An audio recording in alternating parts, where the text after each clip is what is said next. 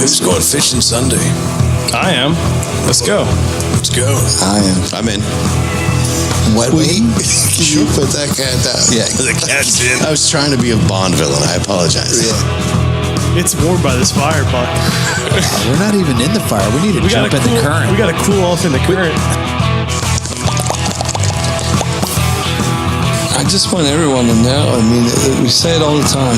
You have 7 best friends when you tune into us every week. And it's wild because we used to say that, but now it's so real. And it was just a real existential morning, guys. God, existential. Did you short drift them? Well, That's a yes. That's what the Canadians say, no bueno. No bueno. If there is a traditional Canadian saying, no bueno, it's Welcome, everyone, to another episode of the Rutten River Pursuits podcast. We are in the current. And boy, did we have a busy week. Oh, it's been a week, hasn't it? It has. Who do I have with me tonight? The new guy, right? Hey! Hey, laddies. I'm Ryan. Is that an accent you picked up? I bet. Oh, sorry. I'm Ryan. I'm Will. And I'm still trying to gather it all in. It's Bucky. Hey, Bucky. Hey, guys. And I'm Kyle. And Uh-oh. We missed somebody, didn't we? Wait, again. Sorry, I'm not Catfish. Whoa, but No sitting catfish. in for Catfish. I'm Jay. Hey, Jay. oh, hey, Jay. What's Jay up, from Jay? Underhill Forge. Welcome. Welcome. He's sitting in this week for the Catfish. Ting, ting. Ting, ting. Ting. Ooh, I like that. Fired up the yeah. forge. That's the Forge sound. Yes. Jay's going to have a special segment called You The guys Forge. spare no expense at sound On the high, gaffing. Yeah, on the high quality sound Yeah. effects. Yes. Wow. Thank you. Yeah. That board cost us $12,000. How much do you pay this guy behind us with the door and the shoes and You mean the guy from Police Academy? Right, yeah. Oh, he's cheap now. Michael Winslow. Yeah, wow. Mike, it's really nice to meet you. Sorry they don't give you a microphone to talk. Guys, I don't even know where I don't even know where to begin with some of the awesomeness that's happened. There's been a lot, buddy. Yeah. I mean, you coming back to the States for one. Yeah, welcome back. I'm glad you made it through customs. Trying to make America great again. That's Yeah, my you thing. did by By coming showing back. up. But Yeah. you were in an Irish pub with a Sean Connery or something like that? I'm in a bar in Dublin. Yeah. And I'm hanging out with a guy who owns a kilt shop outside of Edinburgh, Scotland. Seriously. Yeah. Well, We That's not a became- stereotype if I've ever heard Now one. we became Wow. like best friends. Did he measure you? He told me to stop in at the shop the next time I'm in Scotland. And Right, I was right. like, the next time I'm in Scotland. Not this time, Well, but the next time. that's when we're Yeah, it gonna only took how many years to get there in the get first that place, kilt right? out. That trip was amazing. Yeah. If you guys ever have an opportunity to go to Scotland or to Ireland rather, I didn't know what to expect. I had no expectations going in. I just knew I was probably going to have maybe a Guinness or two. And you're probably going to 12. miss the rut. And I mean, I was trying to not think about that too much. I'm just saying. I did bring it up on a daily basis. My wife was tired of hearing about it. Did you bring whiskey back? I did not in a bottle. There's still some in case my liver, Customs is listening. I think, at this point. processed? Yeah, it's still working its way through the system, I think. My liver was sore Yeah, really? when I got back. Oh. I don't think I ever worked it out quite that much. Ryan, do they still have Alka-Seltzers at the sink side in the hotel rooms in Ireland? I did not stay in a hotel, so I do not know. Or at a for sure. B&B? When I was there, they actually had Alka-Seltzers. It makes sense. I mean, I brought a lot of my own. Upset tummies. I brought a lot of my own And headaches. medicines. That's the name of Stevie's Did band in high you school. experience a lack of ice in your drinks? Everything I got was from a tap. So okay. I didn't have any issues good, there. But I mean, normally, like ice is kind of you really have to ask for it and really ask for it like you want it. Yeah, I didn't have any experience with that. Now, one thing that I had always heard was that the beer's room temperature. No. That's not true at all. But here's the thing: for every stereotype that we have of Ireland, there is a stereotype that the people of Ireland have of us for Americans. Yeah, I'm pretty sure, think everybody in America drinks Coors Light. Really? Because or Budweiser. We landed in Dublin. We got a shuttle over to the car rental place, and I talked to everyone, and that's like a big travel tip that I'll give you. Anytime you're out of the country, talk to the local people. Like, that's where you're going to learn so much. Yeah. And just meet really, really cool people. But talking to the guy on the shuttle, and he was like, what are you going to be doing? Where are you staying? And I mentioned that the last couple of days of the trip will be in Dublin, and I plan to do like the Guinness tour and all that touristy stuff. Yeah. He goes, doing a little drinking, are you lads? Yeah. I was like, well, yeah. He goes, just a bit of warning for you. You're not in America. He said, he goes, if you go into the pubs and you have 3 or 4 pints, you're going to know it. Nice. And I was like, okay, that's cool. Well, here's the thing. Guinness is 5% ABV. Yeah. So I'm drinking Guinness. I'm drinking Smittix. I had a couple Murphys. Like, I'm drinking Irish beer. It's 5% ABV over there? Yeah. It's only like 3.9 here. Well, but here's Unless the thing. you're drinking an IPA. No, he's talking about Guinness. Guinness. The Guinness itself. Now, if you drink the import stout, that's 5.9 or 5.7. Yeah, but everything was under 6. Like, I actually had to search at, because they sell it in all the gas stations and stuff. I had to search to find an IPA. Had to search, did you? I had to search. That was a 6.8. So what I think they're missing over there is the fact that the craft beer industry in the States is so big. Like, it is not uncommon. I sit here with a beverage right now that's a 7.5. Yeah. So I'm buying, by the case to have at the house 7s, 8s, and 9s on the regular. So to go in to the pub and have 3 or 4 pints, I'm not going to stumble out. You might have a 2 Yeah, but or it's two not and a that half. it's not that they missed out on it or they're missing out on it. They did it 600 years ago. But I they're think so beyond that. the warning. They're back The down warning right. about, if you go in and you have Not 3 anymore. pints of Guinness with your fish and chips at lunchtime, 3 or 4 pints of Guinness With me, I have it with me, Lucky Charms. with your Lucky Charms. Oh, you're from America, are you? And me a rainbow shirt. I know of a great place that has some Coors Light over there. It's like making love in a canoe. No, everybody that we talked to, though, was like, I've never been on a trip outside of the country where everyone was wonderful. I didn't come across anybody in that country who had anything but just a delightful presence. Mm-hmm. Everybody was warm, inviting, welcoming when you talk to them. They didn't stereotype you like Ant, when we talked to Ant Glasgow Jr., he's like, you sound like a bunch of Bama Jazz. No, they'll interact with you and they'll have little jabs and stuff like that. But it's all good-natured and fun. Yeah. And that's how I got to meet this dude from Edinburgh in Scotland. Like, he was the only guy that we saw in all of Ireland with a kilt. Of course, the Irishman who owns a kilt, the Scotsman who owns a kilt shop's wearing a kilt in Dublin. But he was actually in a conversation with the bartender. Johnny Cash's grandson was in the Guinness bar the week before we got there. There's a boy named Sue. Is that his name? Yeah. One of them. So here's the thing. They're having this conversation about Johnny Cash's grandson. And the bartender shows the Scotsman. My name is Sue. How do you do? He shows the Scotsman this video, right? Johnny Cash's grandson was in here. He's playing. It was amazing.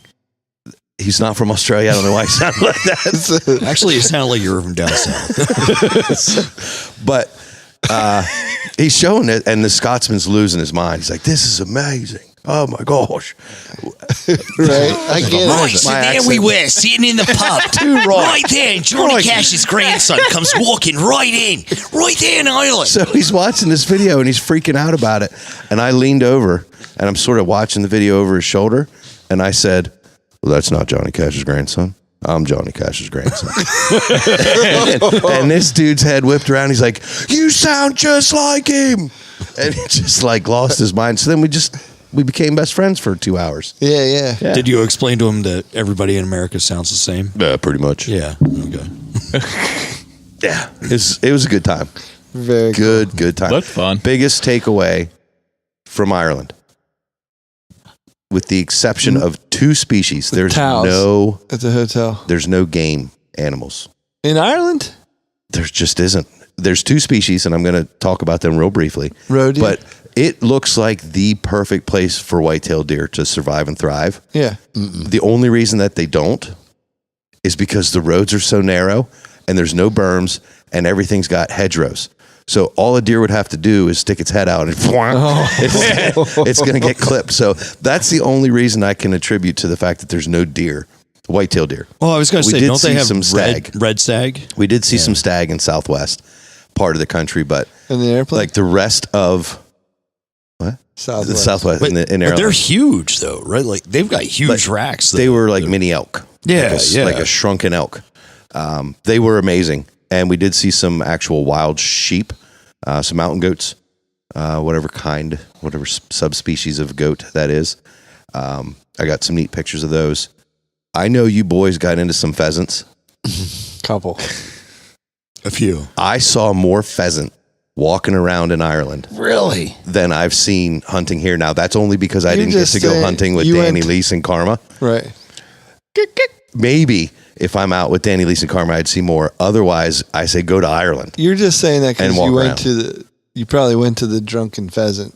No, like literally, And through a we double were cadence. walking. It was probably a We're pub walking over there. on the trail at the cliffs of Moher, looking at the beautiful sights, and all of a sudden, out of the hedgerow, flies a freaking pheasant. I've never had that experience in just like other than hunting with a dog. So this is me trying to get an invite, I guess, is what I'm saying. I think gonna happen. But yeah, a lot of pheasants running around, and Irish hares were the other animal that we saw. Game species. Were they red? No. All right. Just I regular stereotype. I rabbit color. apologize. So basically, you're saying the hunting in Ireland is limited to red stag, pheasants, hare. I don't think they do any of the stag hunting really. Really? The stag that we saw were in the Killarney National Forest down there. So they're probably like protected or something. Yeah. I actually saw while we were driving around 2 different times. I saw guys that were hunting with the dog, like just walking hedgerows. And I don't know that they were pheasant and or rabbit hunting, one or the other. No orange involved. I guess it's just not a thing over there. But They look fancy though. They have like the he did have knickers like and a the tweed, coat and- cap. A tweed cap, knickers. Yes. Did he I have believe knickers? it. I believe it was houndstooth print on his tweed Wow, cap. some high socks. Was it a deer slayer cap? Yeah, that's Perhaps. Sherlock Oh Holmes. yeah, that would be. yeah. I have no idea. That's He was a pretty deer far off slayer. in the distance. I just saw walking through the hedgerows. But yeah, You didn't run up and tell him about the podcast? well, I was going about 100 kilometers per hour. Okay. However fast that That's is. like I 30 have no miles an idea. hour. I mean, I think it's 62. whatever.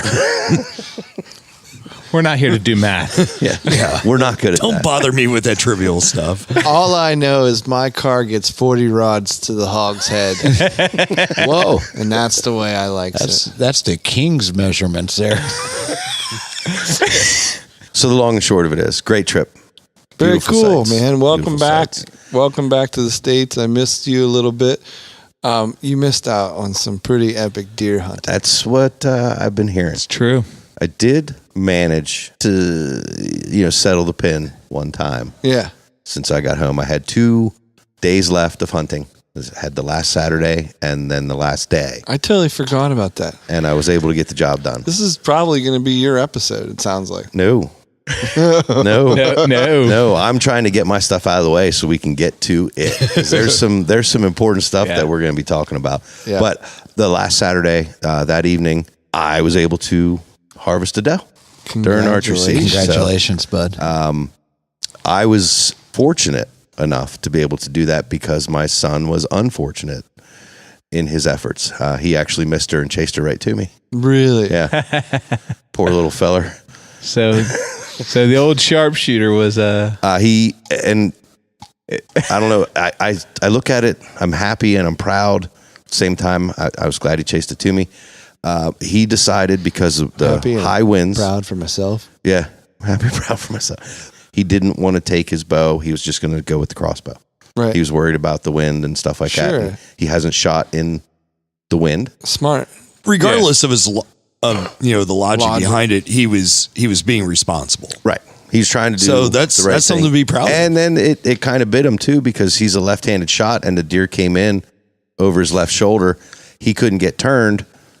He is ambidextrous in his shooting enough that he shot rifle, right and left-handed.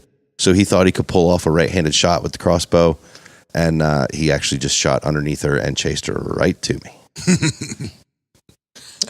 Sorry about your luck. So fortuitous for you. Yes, worked out. And she dropped right in front of him, you said, right? Yeah, she spun around and went back and dropped right in front of him. So he's got one on you, though, because guess what? He's going to eat it. He got you. Son of a... No, that's cool, though. Congratulations. Yeah, it was awesome. Good time. What else happened? What do you got, Will? I mean, if you listen to last week's podcast, you know that I was out of town as well. Yes, you were. In the we went to South Texas with Jeremiah Dowdy, Field to Plate 101. Took a little class. Took a little class, learned how to hunt a little bit. Took a little deer. 2 deer. Kyle, how's your hunting? Pass. What? Let's just say pass on everything. Let's just say he always passes. My rutcation started as well as it ended. Oh, which was not well. Is not. you should just call me. Call it a filmcation. Yeah, I'm just gonna call it because I managed to get as close as possible to getting a shot off at a deer without actually getting an actual shot off at deer. Why? Well, why, you ask? I'd love to know. So why. glad it's you a stall asked. tactic. Yeah, I personally would love to know why one would get so close to a deer but not be able to kill it. I had an interaction with a very good buck on the Saturday before this past one. How many yards? That one didn't come in past 60, so that one didn't come in close enough. But nice interaction. But it was a good interaction. I saw him harassing a doe. And then this past Saturday, Saturday before Veterans Day, I had a buck at 10 yards. Ooh. However, that sounds really close. It was extremely close. With the wingspan like you've got, you could probably touch him. It's true. But during this phase of the year with the rut, you want to be closer to the bedding area because that's where a lot of the chasing is going on, and that's where kind of the bucks are setting up to ambush the does. So me and my brother kind of went in with our climbers and kind of set up bedding area. Is it like a new property? No, it's actually the same property that you hunted in the afternoon. So where there's a lot of undergrowth and crab apples. So when you got your climber up to hunting height, you looked around and you said, I've got enough shooting. Yeah, I said I got about a 15, 20-yard shot straight out in front. What happened? Said the deer got to come from right in front of me and follow one of these 2 trails. But what happened? The deer did not come from that direction. It sounds a lot like the doe that you saw, Will, on this property where you were saying maybe there wasn't enough shooting lanes. I was just going to ask, do you think it would help if you would open up some of that property, Kyle? I like the cover. I like all the covers. So the good news is the buck had no idea that I was there. That is the best news. That is the best. So does this mean that next time you're going to say your... No, that doesn't Well, I mean, there is no next time. But don't assume anything. It's not... That doesn't mean... Not with Parkins Tree Service around. I do want to ask this. It seems like actually bring more brush in. You've had this problem for the last 2 seasons, right, Kyle? Yeah. Have you thought about moving your tree stand? I don't mean to be coy. Is that the right word? Coy? It's like a giant goldfish, but yeah. All right. I don't mean to be like a giant goldfish. Thank you. I don't mean. Have I ever thought about cutting more shooting lanes? That would be something to consider. Because you're seeing deer, bud, and that's what's frustrating. And I'm sure you're more frustrated than anybody because you're sitting right there, but Not enough. Oh, absolutely. So- and Will's right, not enough for you to do something about it. In case the missus is listening, maybe a Wicked Gear expandable tree saw. Yeah, in your future for Christmas present. perhaps. There's more to it than that, but Not really. Yeah.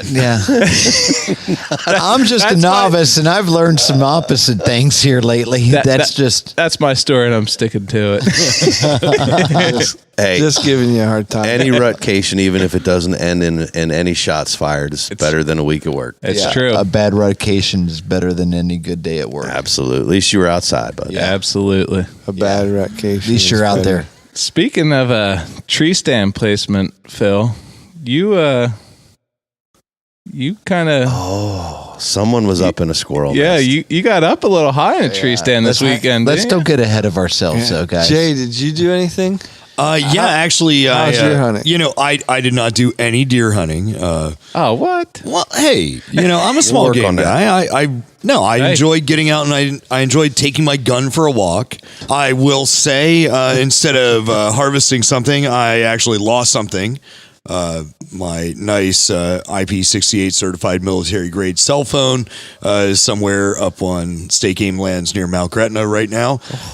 So You've been hanging out with the R2 crew way too much. For that curse to get on So you. my cell phone that is, by the way, it's probably still working even if it fell into a creek or puddle or whatever because it's waterproof to like 100 foot and you can hammer a nail in with the screen. Whoever finds it, congratulations. You've got a really, really nice phone, and I promise you there's nothing bad in the pictures section. But Bucky, we should go small game hunting up there. I'm thinking. Yeah, you should. Maybe I should place a reward for it. We have a way of uh, recovering lost gear. So yeah, well, I heard that something about a pair of pliers or something. Yeah. So There's a reward for the finding of the pliers. So you might be on something cost for you. a reward. It'll cost you that Apple Right. XR, yeah. So needless to say, an upgrade. so for Bucky. here's you have to understand this property is not like where Will and I went hunting. This place is a little overcrowded, and I mean when I was there were 11 cars. It's one of those places where they should probably stock a lot more because the push is really on there. But Or is that a bad thing because they're flying off property and hopefully well, they're flying into the farmers' fields next door, which is probably a good thing if they can actually make it. But the way I've been seeing fox around here lately, I mean, we've got a lot of predators in this area. I think their odds of surviving through the winter are probably not all that good. Not if Andy has anything to do with say it. get Andy on the job. Yeah. Come on, Spittle. So that was pretty much my week. Other than that, just going out and literally just walking around, enjoying myself. But not anticipating getting anything. But that's not really what it's all about for me. no. God knows I wouldn't get any exercise otherwise. That's a funny thing. Catfish says, all the time. He's like, last night I walked, 3 miles, and but like if you put him on a track, it'd never happen. You know what I mean? Yeah, that's working out. Yeah. Yeah. But Not you having could walk fun. 3 miles. Right. Like to you hunt send me pheasant. to the gym, I'm going to go sit in the sauna. That's what I'm going to do at the gym. But yeah, you hand me a gun and say, go explore the woods and maybe, I'm probably going to walk like 11 miles. Yeah, exactly. And high stepping through brush. Oh yeah, yeah. I mean, it's really calisthenic style workout. It's what not it walking is. down a Straight to the sidewalk. glutes. So that's my week. Very cool. Awesome. I'm glad you're here, and I'm glad that you're getting back out, as a result of, whatever you're blaming. I have to say, I never expected to be invited to sit down with you guys. Whatever you're blaming. I mean, this is almost legendary. This is great. I almost want to break into a sauna campfire, and it's really hard to stay in the current, actually. No, please stay in the current. It's Don't hard get not sucked to. into the fork, Bucky. Focus, Bucky. I'm sorry. Don't guys. go to the dark side. Although we do have cookies. I do like the dark side. Cookies and beer. All right. My daughter has actually started saying that. She sits in the backseat of the car as we're driving, and she's like, "Come to the dark side. We have cookies." Jeez. I'm like, really? From a 3-year-old, it's really cute to hear. Yeah. I'm sold. There's a fine line between cute and creepy. Right. Yeah. Yeah. It's about 40 years.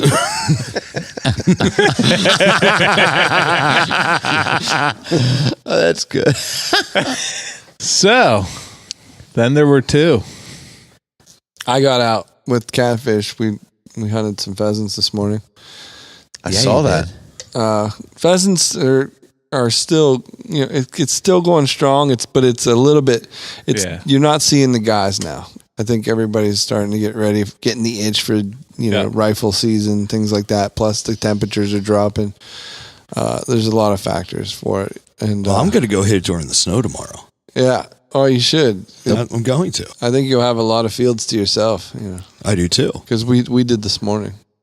Do you think they'll go out to the middle of the field during the snow or stay in the cover?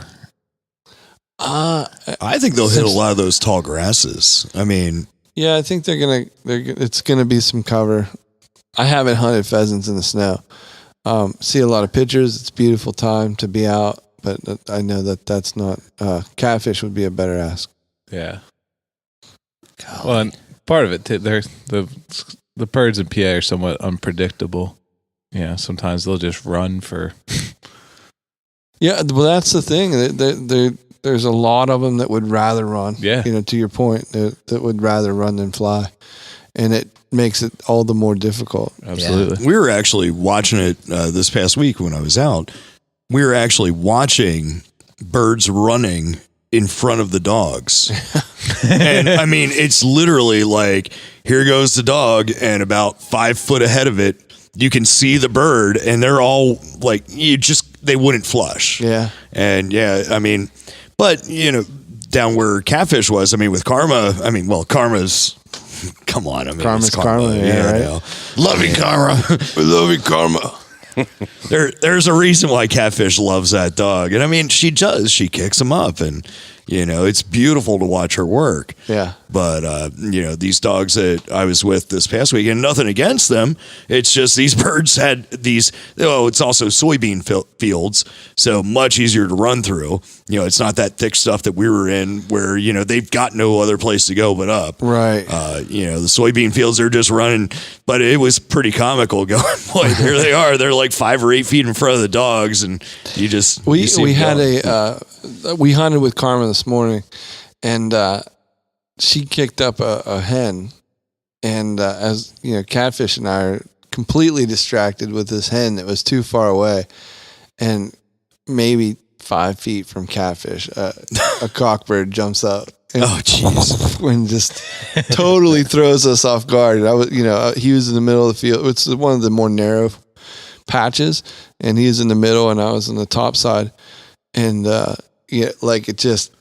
I can't believe that he had no clue he was standing right on it. Well, it's amazing. You can sit there and you can like unload your gun shooting at one bird, and then look at where your shells are landing, and the shells are literally landing on another bird. It's near. It can be that way. It's amazing because they'll hunker down. They're not going to move. Yeah. They're in panic mode. Yeah. They know you're there, and you don't know they're there, so they're winning. Mm-hmm. It was fun, and so we both missed that bird, and so I don't know. Good morning, beautiful morning to be out with buddies, and but it was a nippy one. It was a bit nippy. Looked a little chilly. Good chill in the morning. You had some flushed cheeks.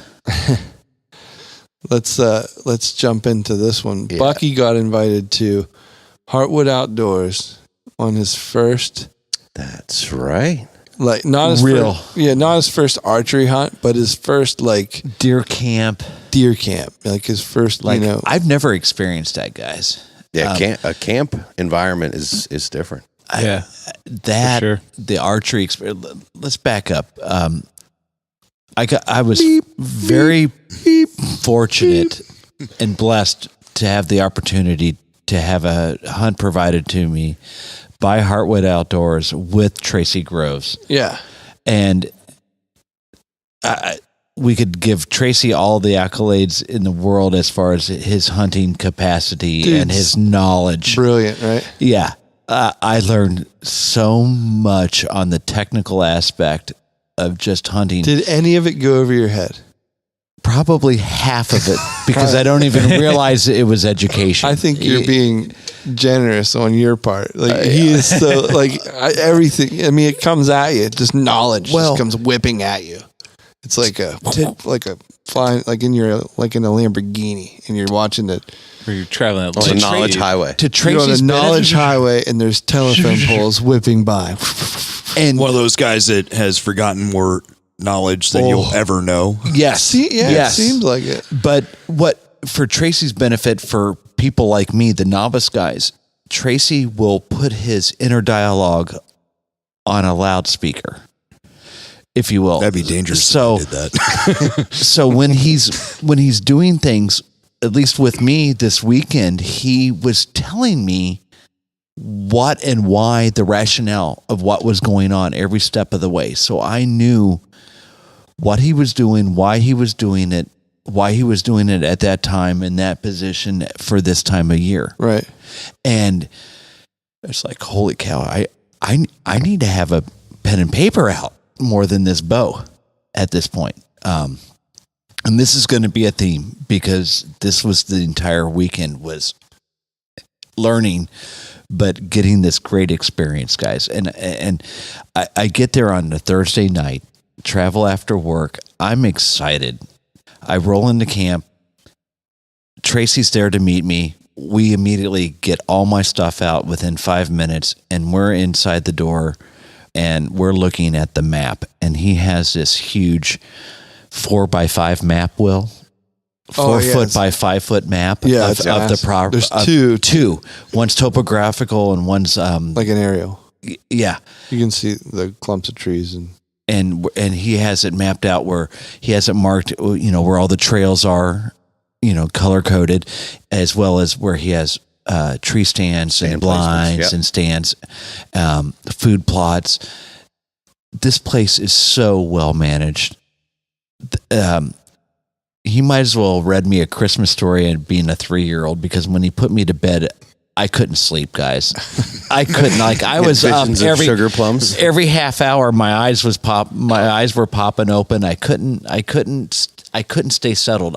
Just had so many thoughts, a lot of worries, a lot of nervous energy, energy, a lot of insecurity, a lot of, oh my gosh, I'm going to get up in a tree stand in the morning. That was a lot of it. But again, questioning myself, my skills all the way through. And which, by the way, all normal. Thank you. Anybody who doesn't, that's why guys are like, oh, I was so excited I couldn't sleep the night before opening day. Those are the things. What you just described, all of that is what everybody thinks about. Absolutely. Everybody. But I'm 47, and it's just like I can't. It knows no age. Yeah. The struggle is But real. it's not age appropriate. Like, at least in my head, it's not age appropriate, but it's age appropriate with my experience level. Well, no, but it truly is. But it's even more than that. And I don't want to speak out of school, and he can correct me. Please and do, I'm sure because he will if I'm wrong. I'm new to the But school. that nervous energy and the reasons you had it, Tracy goes to bed like that the day before he goes to hunt. Like, he's got that same thoughts running through his head. He's questioning himself. Tracy's a straight up kid. Like, oh yeah. Like, he's like, but let's go hunting, boys. Like, he's so jacked up. But the didn't nerves, help me. That didn't help me, Will. Like, he was like, I'm glad to have you. We're going to do this. Like, holy cow, this is happening, Buck. And I'm like, yeah, it is. Holy. I just had so many emotions. I was excited, but I just didn't. I was twisted, and I'm still am twisted over this whole thing because there's so much going on. You didn't have a bad night's sleep because the sleeping quarters were. Oh no, the accommodations, guys, are out of this world. It is a sweet setup. There are basically 2 bunk rooms that in the main cabin. That surround a hearth with a living room and a dining room and a kitchen. It's warm. There's like a gigantic picnic table inside. The floor's dry now. Yes. Right. Yes. Last time was there a fire? Oh, wood stove fire. Oh, and it took me, it really kind of took me back, and I was in a good spot. Was it existential? It was existential. I already knew that it was going to be a good weekend just because of the experiences that I was going to have, let alone what was going to happen outdoors. It sets the tone. Like the ambiance sets the tone. And then if the little compound that he has the shooting ranges, and he has the little there's a pond there, outreach center. Yeah, there's a pond. A couple ponds with stock full of catfish. Yeah. He has a building. I was only there for 2 hours, I think, when we stopped in on the way to ATA. We were working.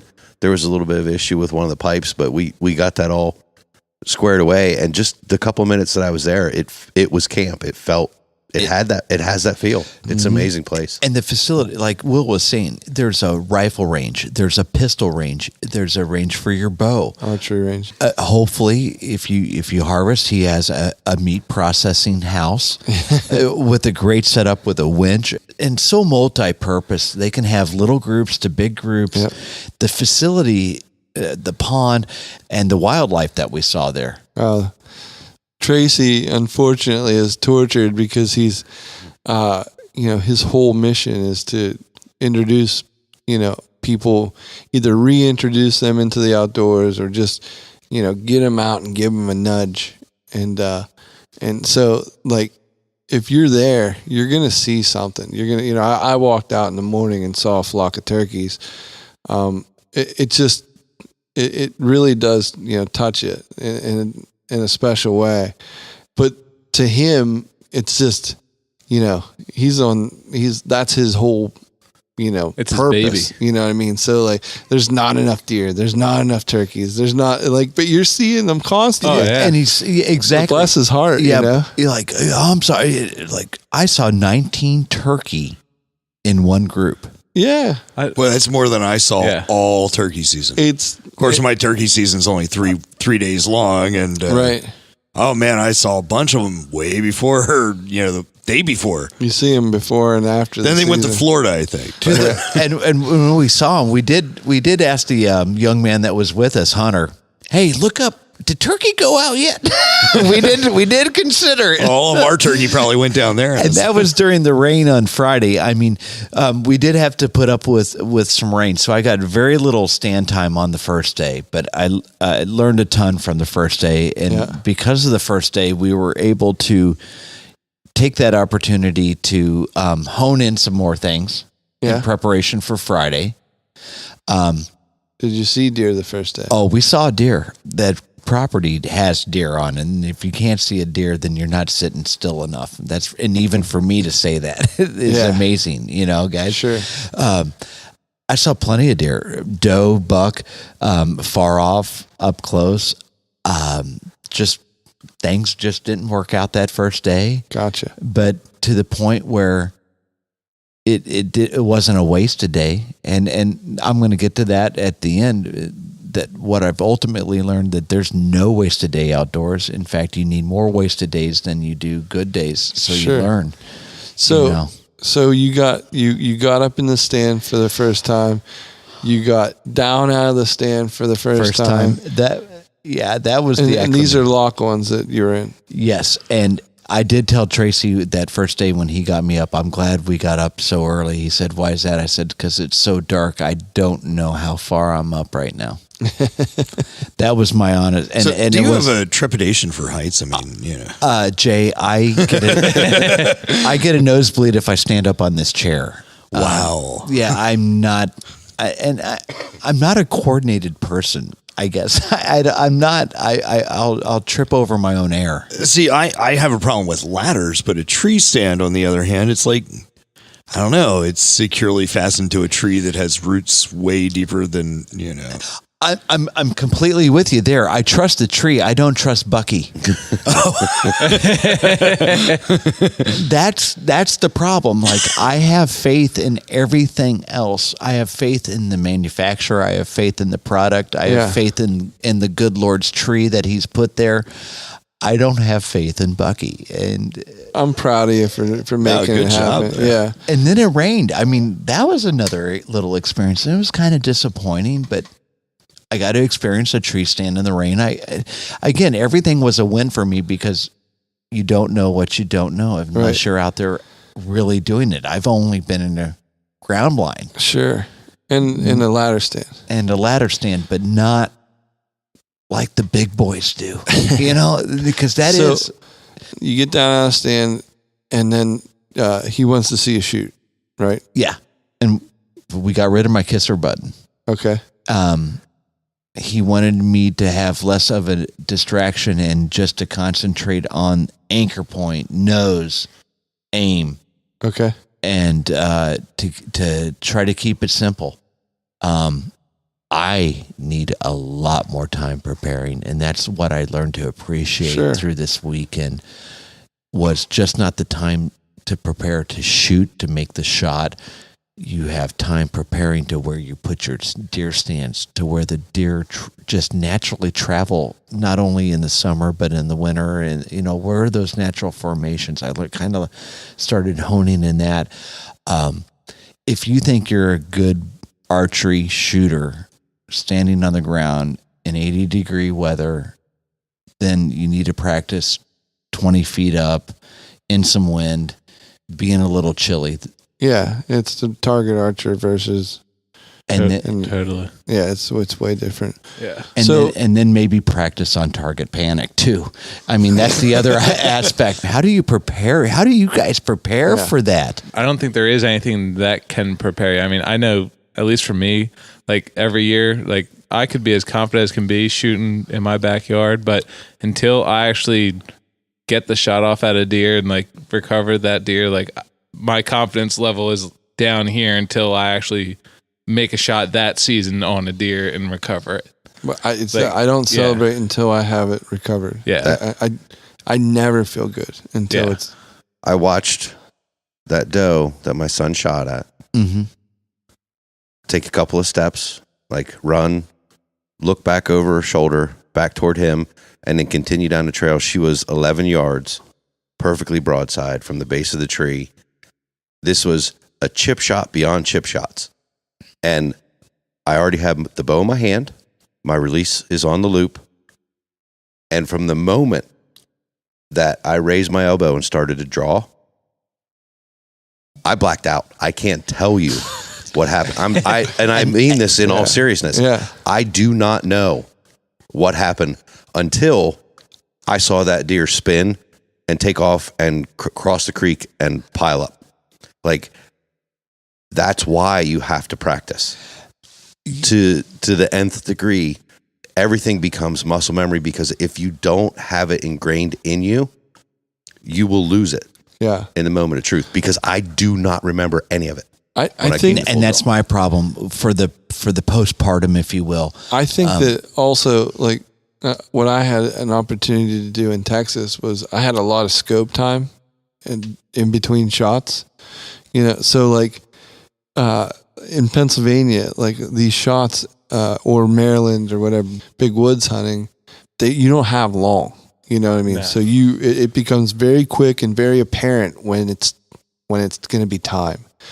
In Texas, or when or somewhere that's a bit more open, and you have more animals and different things, I was literally at a lot of scope time. So I was able to there was a moment where I was like all jacked up, click off the safety on the gun, and I'm ready to go. And then, something, she turns or something, I flip the safety back on, and then I can start to collect myself like, okay, I'm good. I got that eggy out, Yep. for now, but like,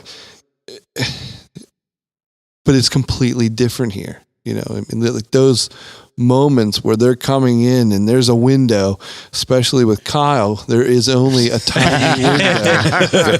Very, very small window. Smallest window you could imagine. Shrubs everywhere, and you got one little tiny window. I mean, it's going to jack anybody up instantly. But yeah, that's dude. I don't feel special, but at the same time, now you get it, right? Oh, I so get it, guys. I didn't know what I didn't know until I was out there. I mean, so much more time and on so many levels with so many facets of the issue. I can't get off the archery skills. Right. Number one. So archery skills. So Tracy worked you through the bow. The next morning, you have a game plan for the next day's hunt, which the weather's going to be better, but it's going to be windy, right? Yes. So that's the trade-off. The rain goes out, but that ushers the wind in. I show up to camp to kind of support and cook. I ended up not cooking because Tracy likes to do a lot of things. But, I try to help out as much as I can and be a part of it. It gave me the option to hunt, but I thought this was more about Bucky, and I wanted to support that, and hopefully I did that. I wasn't a big distraction to you. No, you were you were there for when I really needed a brother the most, and that was just the reassurance that I got. He was your big toe. He was. Again, we go back to the big toe. My favorite description. And now, ever. metaphor for Will. He was the Sonny to your Cher. But no, what an epic I had an epic morning. I mean, I came over so many obstacles just that morning itself. Like you had a hike and a half. The longest hike, we were at the furthest point. I didn't know this until after the shot, but Tracy and I were both dealing with the same ailment of a wet left foot. Oh, yeah, I didn't. So we walked through this huge, there's a huge like low area. Yeah, it was like this low area, but like it looks like a when you're walking up in the dark, it's just a little puddle. Come to realize it all the water drains right there, and it looks like a tiny pond. It's a wood duck spot is what it was, boys. And it was a small pond. Yeah. And we went through it, but their rubber boots didn't make it. I wasn't going to tell Tracy I was wet because we were already so close, and he said I wasn't going to tell you because I'm the guide and the guy that's supposed to have it all together, and so we both kind of they got a little deep. We manned up and there's nothing worse than walking through with wet feet. Cold morning. On a cold morning. I mean, yeah, seriously, like it grinds at you. But we did it though, guys. I mean, again, like that was like you still got both feet. Yeah, all the toes are there. Yeah, I'm alive. I mean, seriously, like now I can. We laughed about it because he goes, "I got to tell you something." I said, "What's that?" He goes, "My foot's been cold since we walked through that puddle back there." I said, "Can I tell you something?" He goes, "What?" I said, "My foot's been cold too." So I thrive on that camaraderie. The blind shaman that fed that soul for me that weekend, just having that time. But we're in the tree stand, guys, and we're on basically a thin hickory, and it was a roller coaster. Just after one of those gusts, I hear Trace get real quiet and real serious. There's a deer right in front of us, about at 60, 70 yards. Nice. Make a long story short, it was 2 doe. Now, thank goodness for good tree stand placement with some camouflage behind us for cold morning and a nice stiff breeze to keep hopefully our scent above their noses. Sure. And they worked themselves up and to the point where I had an opportunity to do something. Nice. It wasn't the best of shots, but you know, guys, I learned from that. That's what I've taken away. But make a long story short, we did the moral, ethical thing. After that, we gave it some time. That's standard. That's standard practice. I mean, if you when in doubt, when in doubt, and it's not even like whenever you're doubting, you know what I mean. It's very clear to you that things, couldn't, like, if the deer didn't drop in front of you, you're instantly doubting. If you didn't hear it crash or see it go down, it's like it's odd, So, but when you're, when in doubt, back out, and you guys, we looped completely away from the direction she went, and got out, got down, stayed out for 4 hours. And then went came back, down, had some good breakfast. And the moral of the story is Bucky didn't do anything the easy way this weekend, and therefore Bucky learned not to do you that. Should say I did not. the moral of the story is I learned that I didn't do anything easy. Yeah, the entire weekend. Well, if you don't do something the hard way, you'll never appreciate the easy way. I hope someday, right? But I hate being 47 years old and doing that. I ought to know better. Well, I guess when we all start hunting, I think we have moments like that where perhaps we didn't necessarily have the best shot. Perhaps because we anticipate, we jump the gun a little bit, we take things a little prematurely, but yet at the same time, those are part of the growing pains. You have to go beyond that, and it's. Next time, it's going to be so much better. Every time, whether it's Mother Nature or just reality, it's going to smack you in the face. It's going to, you know what I mean? You're going to learn one way or another. Yeah. Mother Nature has a way of just, and I still being cold, being, not having the right equipment. Like you're going to pay some. Always a wet left foot. Always. So you guys backed out. Mm-hmm. And you came down, you had a nice breakfast. Wonderful breakfast. Great fellowship. We kept warm. We spent 4 hours between shooting when I shot her and when we got back up there. Was that enough time? In hindsight, yes. Did you think it was, were you? Yes, I was. I thought that was enough time for what we observed after the shot. Yeah. But still, for me, I was still unsure because I did not have that experience. For Tracy, he even said, I am 99.9% sure we'll harvest this deer. Yeah. If we're smart. Right. And smart being back out quiet, don't disturb her, get out, give her some time. Sure. Come back and be smart trackers. Yeah. Yeah. That's the ultimate goal, is that, is having the wisdom to make the hard choices when you need to do it. And what is that? You don't know until you get into it. So we have the breakfast. We all load up in the buggy and get up there and start to track, right? And it wasn't easy at first.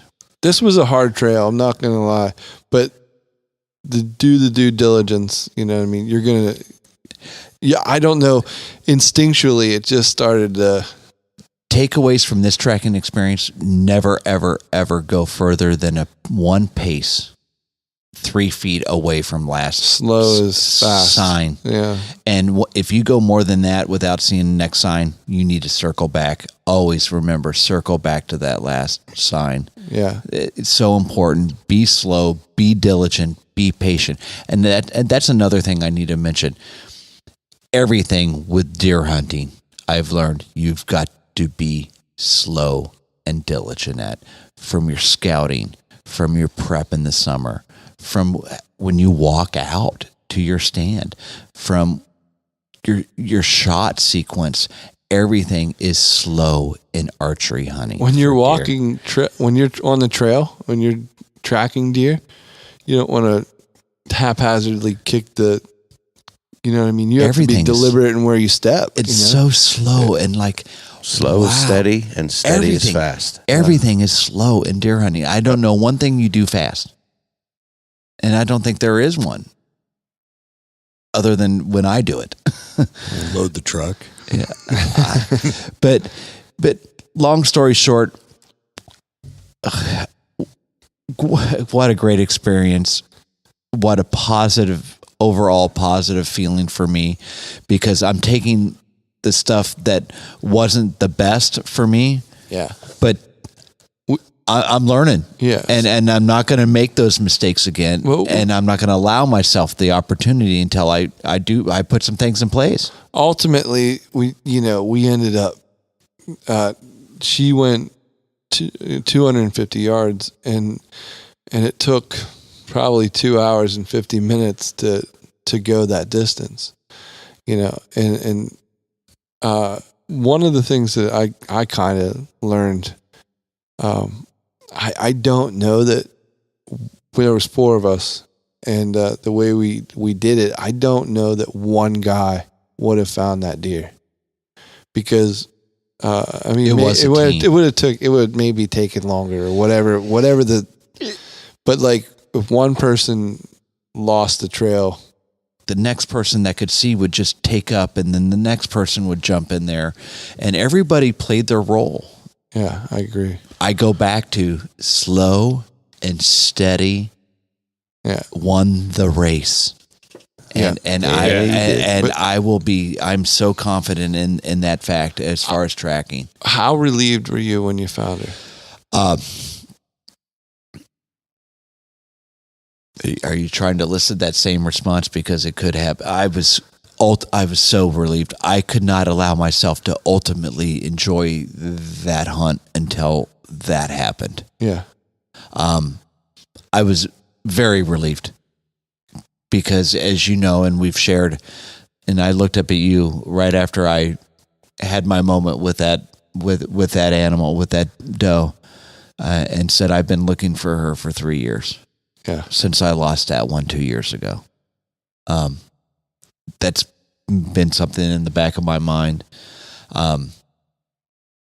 But yet it's been so long. It was so long that I forgot some of those lessons that I quickly relearned on this one that will not be forgotten from here on out. Yeah. Good for you. I can tell you this, even when you watch one go down, you still don't have that. You don't believe until it. your hands are on it. Until you get a hold of her. Yep. Yeah. And I was so thankful. So what? A healthy deer. Very healthy deer. We did everything that we needed to do. Like, I mean, from once we found her, and it was a cold day, so we weren't worried that there was a whole lot of any kind of damage. No coyotes got to her, and nothing like that. So we loaded her up, got her down, and got her on ice as soon as we could. It was wonderful. So I hope you learned a lot, man. Because that, I know you did. I'm saying that just to kind of move the story along, because we could sit here all day long and ask me in 2 months. I'll tell you another 45 minutes worth of lessons that I've recalled since then. Yeah. So, but thank you guys. Thank you, Tracy. Thank you, Heartwood Outdoors. Thank you, Will. Thank you, our 2 brothers. Congrats, Phil. All you guys. Congrats to you, man. Welcome to the thank club. you, fans. I had fans out there wishing me luck and with me the entire way. It was a lot more pressure than just if I will say that now, that it was a lot of pressure with a lot of hopes riding on me and a lot of support. Like, wow, I can't let everybody, it was huge. Whew. I can't make a lot of noise, but I had to make a little. So, guys, I can't wait to tell you about an easier time. We can't wait to hear it. Amen. Yeah, but at the same time, it's you got the opportunity to do this, and it really would have been disappointed if you said, "Yeah, I went and I didn't see anything," or "I missed every shot that I took." You're taking something and you're learning a lot of positive things from it. So that's a great thing. And seeing deer was not the problem there at Heartwood. That's for sure. It's not the problem. Awesome. We're not going to have time for the Better the Hunt topic, Adam, unfortunately. That doesn't mean that you won't have time to go over to betterthehunt.com. Pick yourself up. Betterthehunt.com. Especially with the cold temps now. Is that Rut River 20. for the 20% off your Bowman? Love it. How about that? Nailed it. And I bet Bucky got a little bit hungry while he was up on up high in that lock-on stand. Yeah. So if you want some of that Moses family jerky, get on over to mfjerky.com and don't forget about your promo code MF. Jerky Pursuits 15. Jerky Pursuits 15. Get you some. That'll get you 15% off the entire website. Everything. Get on over there, get yourself a cart full, and check it out. I peed myself a little bit when Catfish said that he puts his teriyaki jerky into a cup of hot water and rolls out to work. Did you hear that? No, I didn't hear that one yet. Oh, it's hilarious. I love it. Guys, also, don't forget to check out the podcast on Spotify and iTunes. And don't forget to check us out on all the social media outlets, including Instagram, Facebook, Twitter. Don't forget to check out the YouTubes, Rotten River Pursuits Podcast. Subscribe there for all your YouTube needs. And don't forget to swing by the website, RuttenRiverPursuits.com. Jay, Yeah. I want to thank you personally. Hey, guys, it's been an honor and a privilege to sit in here with you guys. Yeah. I mean, I want to thank you for making me fat and sassy tonight. Those chicken livers, I can't get over those. I want more now. I think Jay Leanna should- actually just finished the rest of them. We weren't going to tell Will. So, yeah. No, Oh, no. sorry, that's You mean right. The rest that you had all packed. No, not all. She took 3 or 4 of them. Nothing happened. Okay, Yeah, all right, nothing all happened.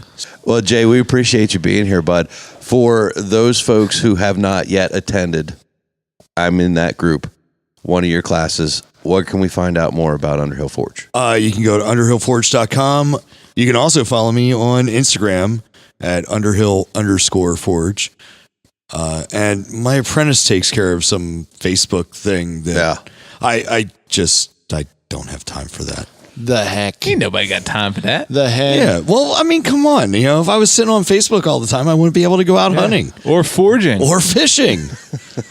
I guess every once in a while I do that forging thing too. But, I look forward to my off times. Yeah, exactly. Well, I'm here to say the work you do is phenomenal, and Thank I you, will guys. be. Thank you. I will be taking. I look part forward to in some having of that. all of you guys in class Yeah. eventually. Yeah. So- yeah, we would love to do Even if I have to do something like really special, I don't know. I mean, Yeah, I would do something We don't really need that. special for us. That's what I would. Yeah, like a right? spoon.